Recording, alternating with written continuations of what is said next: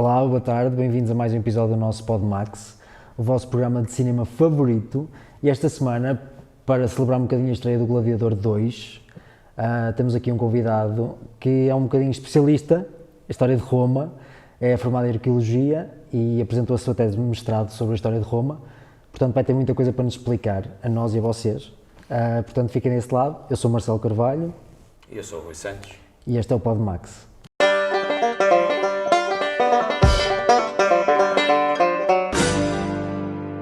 Olá, Tiago Josué, Olá, obrigado tudo bem? por teres vindo. Obrigado pelo convite.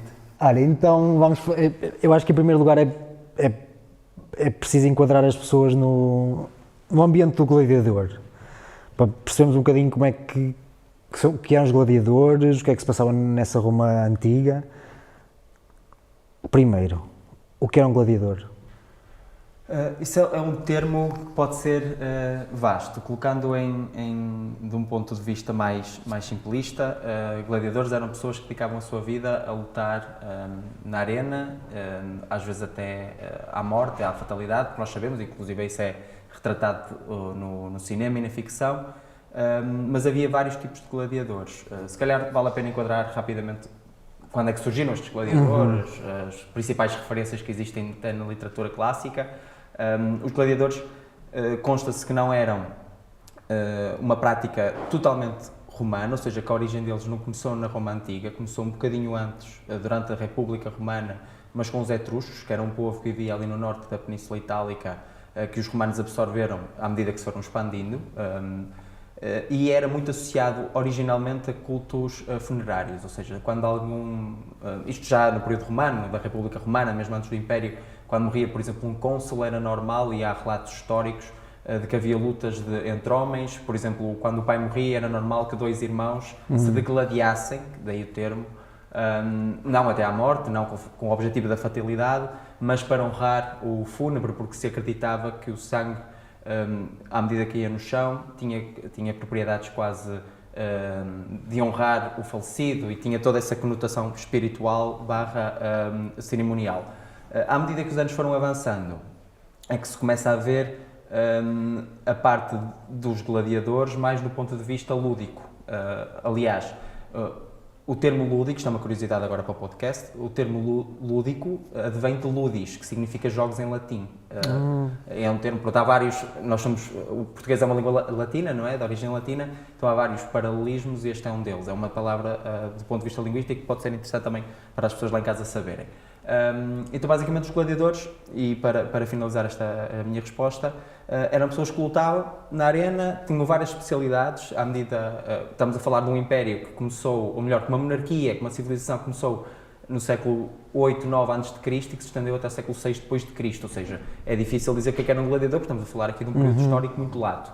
Mas estamos a falar principalmente de dois termos. Primeiro, homens livres que se voluntariavam por riqueza, por busca de glória, a lutar na arena, e estamos a falar de pessoas que eram condenadas, prisioneiros de guerra, criminais, que eram condenados a lutar ou a morrer na arena, porque também havia esse fator. E depois havia várias especialidades de várias categorias de gladiadores, de um ponto de vista simples.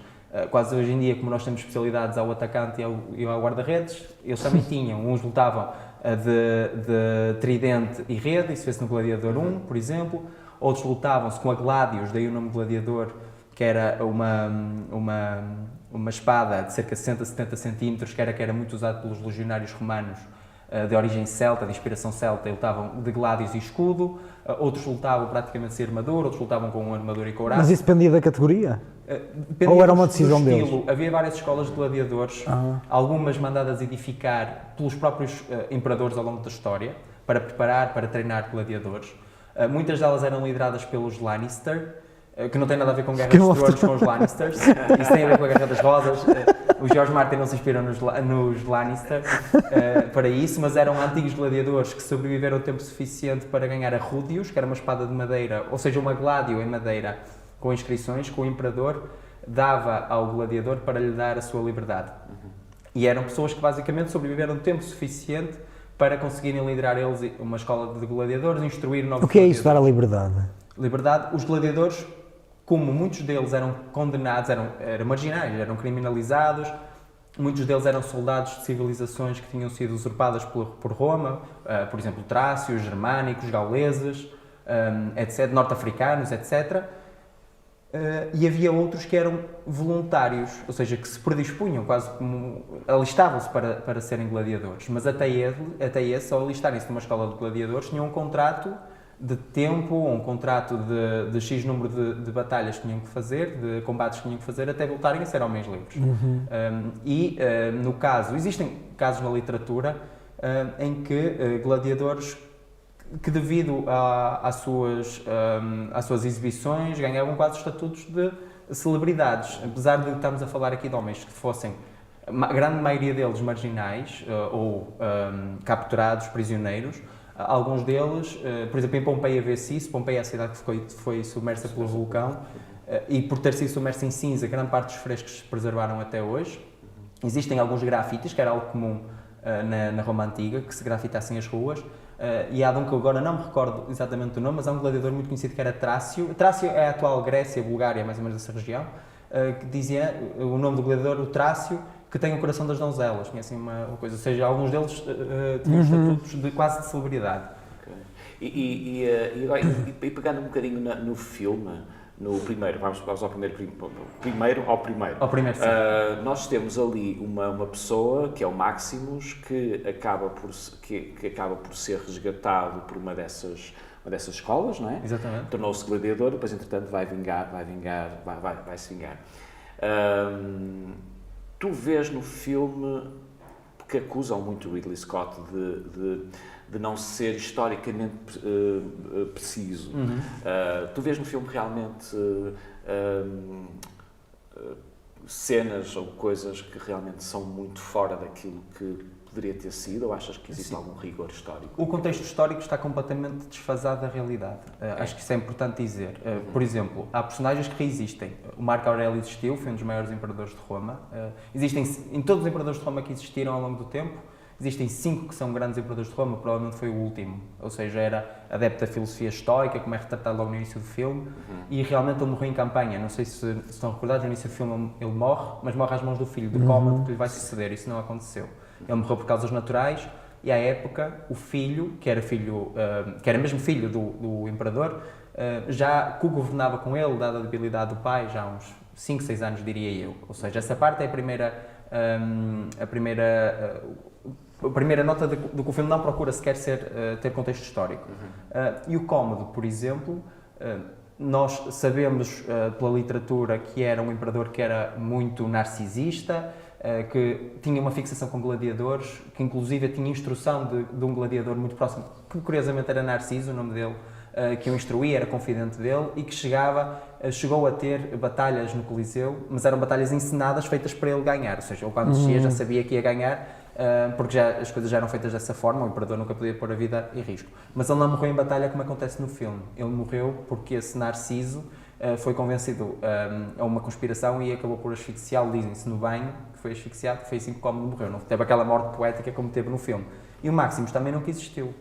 O Maximus é inspirado, se calhar. É inspirado em várias personagens e, se calhar, numa personagem que é muito conhecida porque foi eternizada por uma série que foi muito reputada há uns anos, que é Spartacus. Devem saber, já devem ter ouvido falar, Spartacus foi um escravo também trácio, que inicialmente era um soldado romano que desertou das tropas, foi capturado, foi condenado a servir como gladiador e que se rebelou-se e conseguiu ter um exército de cerca de entre 40 a 70 mil, os dados aí não são muito precisos, rebeldes consigo, gladiadores ao longo da Península Itálica, a lutar contra as legiões romanas. Chegaram a ter muitas vitórias até serem derrotados por Marco Crasso, isto já entrando aqui um bocadinho no detalhe histórico. Mas sim, o filme tem algumas coisas que são reais, por exemplo, as batalhas eu acho que estão reais, as representações históricas que eles procuravam fazer, ou seja, representar e recriar as grandes... No filme acontece ao contrário, os confrontos, exato. Por exemplo, a conquista de Cartago, acho que é uma das cenas que eles tentam passar lá. Sim. É provavelmente uma das maiores conquistas militares que Roma teve, porque culminou, após essa batalha, na realidade, culminou com a conquista e com o controle do mar Mediterrâneo, chamado Mare Nostrum. Era assim que os romanos chamavam o mar Mediterrâneo, que era o nosso mar. nesse aí, como é na questão do filme, o Máximo, que estava do lado que devia perder, do lado dos cartagineses em representação, acabam por ganhar. Mas isso normalmente não acontecia. Quando era esse tipo de representações na realidade, por norma colocavam-se prisioneiros que eram, o termo é damnatio em latim, que eram condenados à morte na arena e eram colocados sem treino contra gladiadores altamente treinados e preparados. À partida não tinham qualquer hipótese, nem tinham o mesmo tipo de armamento, etc. As batalhas, por exemplo, com animais, que era ad bestiae, acho que, se não me foge a memória, acho que é esse o termo, aconteciam. E neste segundo filme eu vi no trailer um rinoceronte, isso acontecia, rinocerontes, leopardos, leões, mas não aconteciam exclusivamente dentro do Coliseu, inclusive no Fórum Romano nas ruas, da mesma forma como as fazem, infelizmente, as largadas de touros nas ruas, em que se colocam barreiras para eles não fugirem daquela zona, fazia-se o mesmo com os animais selvagens que eram trazidos dos limites do Império, animais exóticos, e eles eram caçados dentro das ruas ou nos circos romanos. Há um filme, inclusive, as corridas de bigas, não sei se já viram falar, tem um filme, o Ben-Hur, de anos 58, 60, que entretanto foi recriado, também recria essas passagens. Nesses circos romanos também acontecia esse tipo de bestialidades, mas havia gladiadores que eram especializados em lutar contra bestas. Até existe que o Maximus também é algo inspirado nele, que agora não me recordo o nome, mas era um hispânico, era conhecido como o hispânico, esse sim, que era especialista em lutar contra animais, diziam que ele era o Hércules da arena, era esse o cognome dele, porque ele matava ursos, matava leões, e era a grande especialidade deles. Mas havia gladiadores que eram especialistas nisso, ok? Não era, um gladiador não era colocado na arena como ao Maximus e conseguia fazer tudo, mas sim, o filme nesse aspecto, da parte gráfica das lutas, eu até acho que ele fica aquém da brutalidade que as lutas poderiam ter sido, não é? Portanto, realmente, pois eu acredito que deviam ser realmente muito brutais, não é? E muito sangrentas. Com animais. E as pessoas, obviamente, divertiam-se com aquilo. Pois é tudo, ou seja, essas coisas eram feitas de forma para entreter só, ou não havia qualquer motivo político? O motivo político era entreter as pessoas. É o que nós chamamos o panis et circenses, que é pão e circo, traduzido para português. Portanto, as pessoas divertiam-se a fazer aquilo e esqueciam-se do resto. Mas hoje acontece mais ou menos a mesma coisa. Isso ajudava a controlar a população? Eu acredito que ajudava, porque as pessoas ficavam satisfeitas com esse aspecto. Por exemplo, o Coliseu foi construído num jardins e num lago artificial que tinha sido mandado construir por Nero. Eu não sei, há uma história muito conhecida do Imperador Nero, que foi um tirano, que se diz que tocava a harpa enquanto Roma ardia. E para afastar a memória negativa, porque houve uma guerra civil depois da morte desse imperador, para afastar a memória negativa desse imperador e do que o poder tinha feito à população, decidiu-se, na altura, o imperador Tito, arrasar todo aquele jardim e construiu o Coliseu. E depois de construir o Coliseu de Roma, estamos a falar 80 depois de Cristo, estamos a falar depois de Júlio César, cerca de 110 anos depois de Júlio César, estamos a falar aqui já de um espaço temporal lato, fez inúmeros jogos. Eu não tenho certeza agora dos números, mas creio que num dos jogos da abertura do Coliseu estiveram envolvidas 600 pessoas a lutar em simultâneo no Coliseu, e depois isto intercalava-se com outras coisas. Intercalava-se também, por exemplo, com as naumaquias, que eram representações de batalhas navais dentro do próprio Coliseu. Eles enchiam com água. Exatamente. E colocavam barcos. É isso também se vê neste trailer, não é? Vê-se no trailer. Eu, por acaso, isso não tenho memória, mas isso acontecia, as naumaquias eram reais e não se faziam exclusivamente no Coliseu. Por exemplo, diz que o Coliseu de Roma era o maior. Estamos a falar de 50, 80 mil pessoas, estamos a falar da mesma dimensão quase que o Estádio da Luz, para termos noção da quantidade de pessoas que aquilo colocava. Mas estamos a falar que existiam ao longo do Império cerca de 230 arenas permanentes, fora as de madeira, que eram, como hoje em dia as praças de touros, que são montadas e desmontadas, também existiam essas nas periferias. Mas estamos a falar o anfiteatro de Pompeia tinha a capacidade para cerca de 20 mil pessoas, ainda existe, o de Verona 30 mil, estamos a falar de edifícios grandes que acolhiam muita gente. E até os próprios, isto acho que é interessante para as pessoas lá em casa, não tenho a certeza se vê no filme, mas acredito que sim. Acho que aí tem precisão histórica, que é até a própria forma como as pessoas se organizavam e se sentavam dentro dos coliseus era a representação da importância do status social, porque quanto mais em baixo estavam, mais importantes eram. Ou seja, primeiro tínhamos sacerdotes, cônsules, senadores, etc. Os seus pagam mais, ficam à frente. Vão à frente. Depois a seguir tínhamos a classe equestre, que é o equivalente à nobreza da Idade Média, a classe equestre. Depois tínhamos os cidadãos comuns, ia por aí fora até aos escravos e plebeus que não tinham direitos nenhuns, que nem sequer eram considerados cidadãos. Ficavam lá atrás. Abaixo deles ficavam as mulheres. À exceção das mulheres das sacerdotisas, que essas ficavam mais cá em baixo, mas de resto as mulheres também ficavam separadas dos homens, não havia misturas. Ou seja, também era notório da disparidade e da desigualdade que existia também entre homens e mulheres na época. Claro. Tudo o que sabes ou seja, é uma altura difícil para se viver? Depende, eu acho que depende dos sapatos que tu estiveres a calçar. Se estiveres a calçar os sapatos de um senador que tenha grandes propriedades até fora de Roma e consigas sair e ter fazão e carne de qualidade para comer, acho que sim. Mas era um ambiente violento no teu dia-a-dia? É assim, estamos a falar para o comum cidadão de Roma, estamos a falar de uma cidade que à época devia ter aí uns 2, 3 milhões de habitantes, no auge do Império, ok?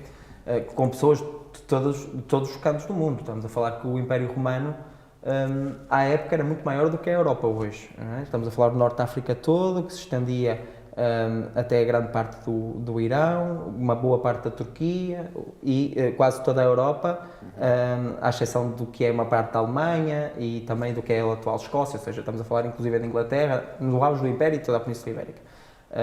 Por isso estamos a falar de multicultura, estamos a falar de muita riqueza até determinada altura, até o século II, etc. Por isso acredito que para os cidadãos da elite tivesse sido uma altura perfeita para se viver. Aliás, se eu inventasse a máquina do tempo e eu pudesse ter a oportunidade de encarnar um velho rico em Roma e pudesse ir lá espreitar durante velho rico, anos, não é? Para poder usufruir das coisas boas. Exatamente. Agora, para uma pessoa comum, acredito que fosse difícil. Devia ser difícil, não é? Sobreviver, ter Não havia segurança social, sabes? não havia. Nem havia este tipo de emprego. Não, o medo é em termos de violência. Sabes? Estás na tua vida e a ver... Estás seguro? Não, havia lei e havia ordem. Ok. Havia, por exemplo, a determinada altura havia em Roma os soldados pretorianos. Aqui já estamos a afastar-nos um bocadinho do tema, mas que era a guarda pessoal do imperador. Eram 10 mil guardas que estavam em Roma, exclusivamente, nesse campo. Ou seja, havia condições de segurança, mas claro que também havia muita criminalidade, não havia os contornos que nós temos hoje, não havia câmaras, não havia eletricidade. Certo. Por isso, sim, quando nós dizermos, é sempre sensível dizer que era um mundo seguro, porque não era na antiguidade, mas hoje em dia em vários locais do mundo também continua sem ser. Mas, sim. Eu queria te perguntar uma coisa relativamente à questão também artística. Eu sei que os romanos, apesar de tudo, eram um povo que artisticamente estavam muito ligados ao culto do corpo e foram buscar muitas das referências aos gregos. E paralelamente a isso, o culto da riqueza e o culto da imponência e de uma importância militar, não é? Tu vês nos filmes, e agora não só falando do Gladiador, mas também dos filmes que também retratam esse período, achas que esse retrato de uma Roma ou de um Império Romano faz jus realmente a toda aquela ao que era a civilização romana na altura? Realmente eram pessoas que viviam para o militar, para guerrear e para conquistar só? Não, eu diria que grande parte dos homens que procuravam alcançar riqueza por feitos militares acabavam por se alistar no exército e serviam no exército, troca muitas vezes de terras, com o objetivo de enriquecer e depois conseguir constituir família e terem posses, quase à luz do que se procura hoje em dia, não é? Ter as nossas próprias coisas, etc. Mas que Roma em si, enquanto população, provavelmente aqui isto pode ser uma opinião que possa ter divergências em vários especialistas, mas eu diria que a grande parte da população não estava preocupada, nem sequer pensava no que estava a acontecer na Germânia. Ou seja, a Germânia era um mundo longínquo. Para terem noção, as notícias viajavam tão devagar que sempre que um imperador ascendia, começava-se a cunhar moeda com a cara desse imperador. É uma das formas de datar na arqueologia, por exemplo, dessa forma. e muitas das vezes o imperador trocava, e aqui na Península Ibérica, em Portugal, nomeadamente, que agora é Portugal, já está um imperador novo, ainda não tinha chegado, ainda se continuava a circular a moeda do ano anterior, e este, entretanto, havia de falecer, e a moeda dele ainda não tinha chegado cá, porque as notícias demoravam a viajar. Por isso, eu acredito que as pessoas que viviam em Roma viviam na sua realidade, na sua bolha, isoladas do mundo, não estavam preocupadas com o que estava a acontecer na Germânia, lá está, à exceção das pessoas que estavam efetivamente envolvidas e que lucravam com a guerra. Claro, E o Império Romano, apesar de tudo, foi-se começando a fixar, não é? A conquistar e a fixar e a trazer a sua cultura. Quando trazia a cultura, trazia não só a questão artística, voltando, ou seja, temos edifícios, como aqui em Évora, a chamada romanização. não é? Houve também os aquedutos que foram construídos, as estradas, que ainda hoje. Portanto, existe uma tentativa de trazer aquilo que é a cultura e a maneira de viver, não é? De viver de Roma para o Império. E os cultos, por exemplo. Os cultos também. Os cultos religiosos. Os cultos religiosos, não é? Toda a questão da religiosa politeísta romana também era incutida e era... Sem dúvida. Por exemplo, nós sabemos que o Imperador Augusto, que foi o primeiro Imperador de Roma, oficialmente Imperador, foi o primeiro Imperador de Roma, provavelmente, diria, o maior, que permitia que nas províncias se fizessem cultos a deuses romanos, mas não se permitia o culto ao próprio Imperador. Hoje sabe-se que o templo de Diana em Évora, na realidade, era um templo de culto imperial, porque o próprio imperador também era considerado quase um deus vivo. Sim. Ou seja, além dos templos que existiam ao longo do Império, que se edificavam ao longo do Império, que há vários de cultos a determinados deuses, por exemplo, a deusa Diana é um exemplo, também havia culto ao próprio imperador, porque era a divindade do imperador. E como estavas a dizer, é mesmo isso, ou seja, os romanos, à medida que chegavam a novos territórios, procuravam sempre a romanização. O termo é mesmo este, é a romanização, ou seja, trazer estradas, vias de comunicação, de forma que eles conseguissem transitar pessoas e bens de forma mais célere, ou seja, a criação de vias de comunicação. E depois a inclusão e a aceitação dos novos deuses, em detrimento dos deuses pagãos que existiam na altura. Por exemplo, aqui os povos celtas adoravam deuses que não eram associados a uma figura quase humanizada, ou seja, adoravam o rio, adoravam o sol, adoravam a floresta, etc. Ou seja, de religiões de origem mais céltica. E depois tudo o que adivinha, ou seja, as próprias cidades, houve várias cidades que foram fundadas por imperadores, ou na época dos imperadores romanos. Por exemplo, Chaves é Aqua Flávia, porque acreditou que é uma zona termal, e Flávia porque foi fundada na altura dos Flávios, que é uma dinastia, porque os romanos também foram divididos por dinastias. Mas, por exemplo, Braga é Braga Augusta, porque foi fundada na altura de Augusto. Da mesma forma, Mérida, que era a capital da região, era Emérita Augusta, ou seja, tinha sempre essa conotação. E à medida que se iam conquistando novos territórios, iam-se fundando polos de poder e polos de decisão, e a partir daí as coisas alastravam-se. Isso, ou seja, e pelo meio, voltando aos gladiadores, pelo meio haviam estes digamos que, momentos de lazer violento, não é? Em que colocavam pessoas dentro de uma arena e estávamos a falar em off do aspecto físico dos gladiadores, que nós temos ideia que são todos musculados. Céu e ouro. Ou seja, não era nada assim. Não, por norma a dieta era vegetariana, até era mais à base de papas de cevada. A aveia está muito romantizada também na Roma Antiga, e efetivamente havia, mas eles comiam mais, salvo erro, era papas de cevada, e uma dieta muito baseada em carboidratos, pouca proteína, comiam alguma proteína, mas pouca. Primeiro, porque eles não eram propriamente ricos, ou seja, estavam enclausurados nas escolas. Depois, por exemplo, depois da revolta dos Espartacos, houve escolas em Roma que começaram a colocar os gladiadores em celas individuais para evitar novos riscos de revolta, de fuga, para aumentar condições de segurança. Ou seja, eles não eram pessoas propriamente abastadas e com acesso às melhores matérias-primas, mas acredito que nem fosse essa a questão, era mesmo o objetivo de ter alguma camada de gordura subcutânea que os ajudasse a proteger dos golpes. Não há a fatalidade nos combates que nós vemos nos filmes. Nós vemos o Gladiador 1, eles morrem praticamente quase todos. Treinar um gladiador era caro, ou seja, e o Lannister, que tinha essa escola, custava-lhe caro manter um gladiador, treiná-lo, alimentá-lo, dar-lhe dormida, etc. Por isso os gladiadores não morriam quase todos. Acredita-se que em média 1 em cada 10 gladiadores morria.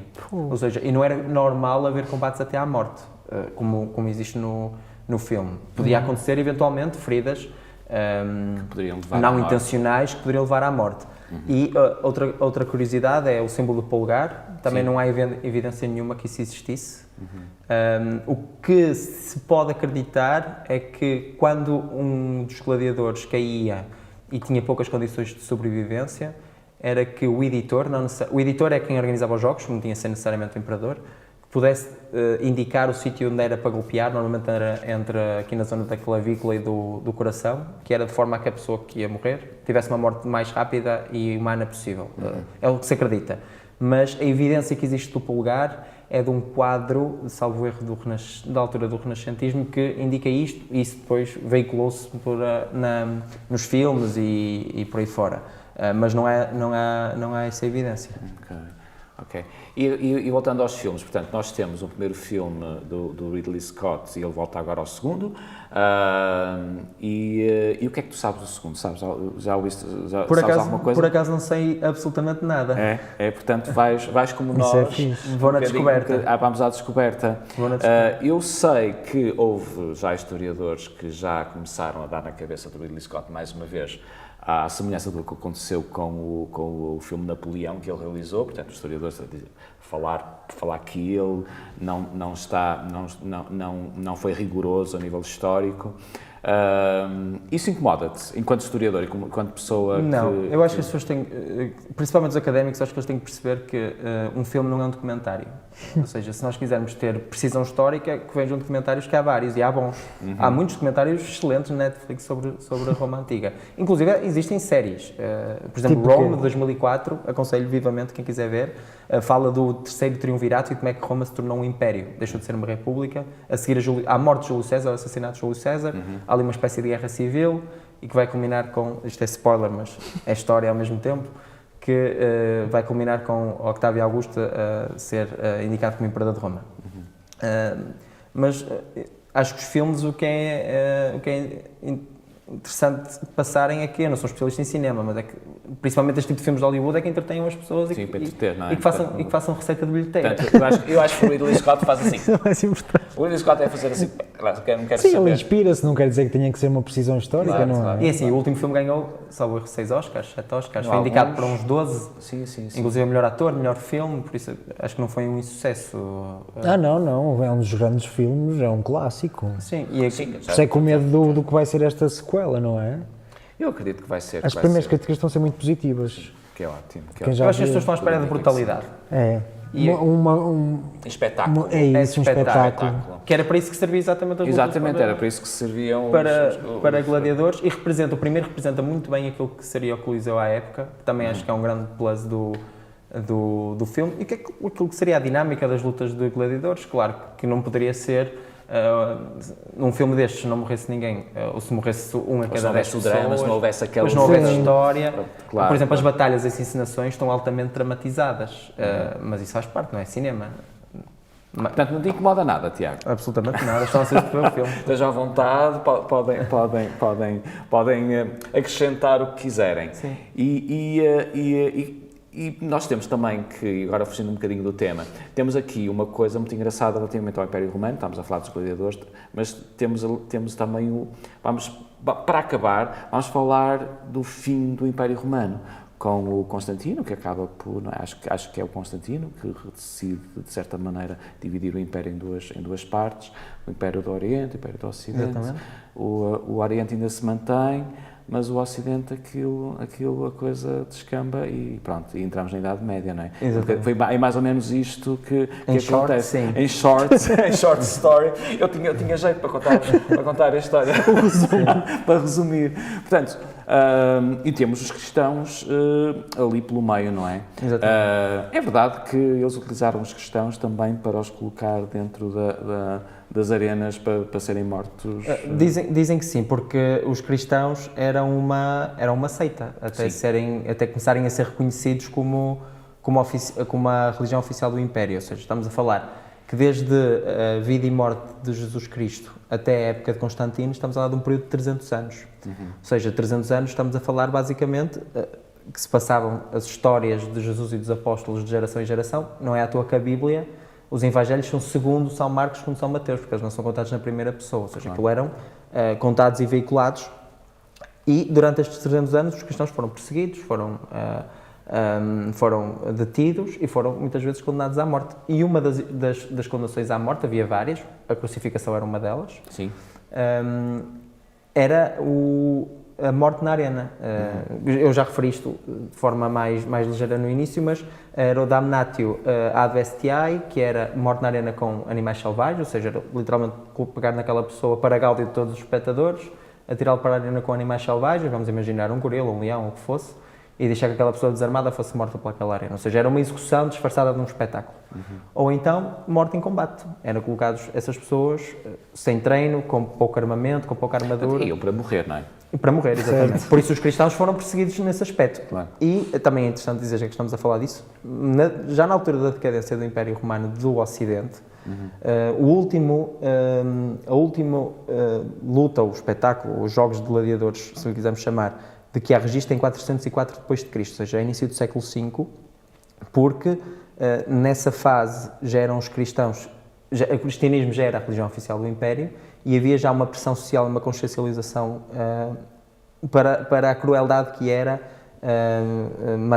homens matarem outros homens para gáudio do público. Eu agora até fazia o paralelismo, que se calhar é o trabalho de consciencialização que nós estamos a fazer com as touradas, em que elas eram super populares há uns anos e agora vão sendo, cada vez há mais consciencialização, e elas aconteceu exatamente isso. Não foi Constantino, mas não me recordo agora qual foi o imperador, que não os proibiu totalmente, mas que fez o caminho, começou a limitar, começou a colocar restrições, até que elas acabassem naturalmente por deixar, até que os jogos de gladiadores acabassem naturalmente por deixar de existir, até 404, pelo menos é o que há registro. Por isso foi o percurso natural das coisas. Até determinada altura, isto é mais uma curiosidade, acreditava-se, há passagens na literatura, nomeadamente de médicos da Roma Antiga, que se bebesse o sangue do gladiador imediatamente após ele morrer, que aquilo tinha propriedades medicinais, que acreditava-se que se eu bebesse o sangue de um gladiador... As coisas que as pessoas acreditavam. Por exemplo, a cura para a epilepsia, acreditava-se à época que era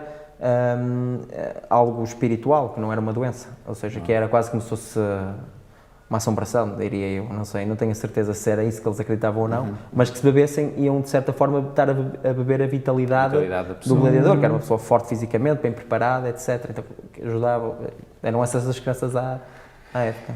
Crenças à parte, temos que dar por terminado o nosso Só quero saber, o filme favorito, Tiago? Diz qual é o teu... Só para ficar em registro. Eu gosto muito daqueles filmes que saíram mais ou menos entre 95 e 2010, mais ou menos esses 15 anos, porque é mais ou menos os filmes que eu vi na minha infância, por isso se calhar estou a ser um bocadinho saudosista.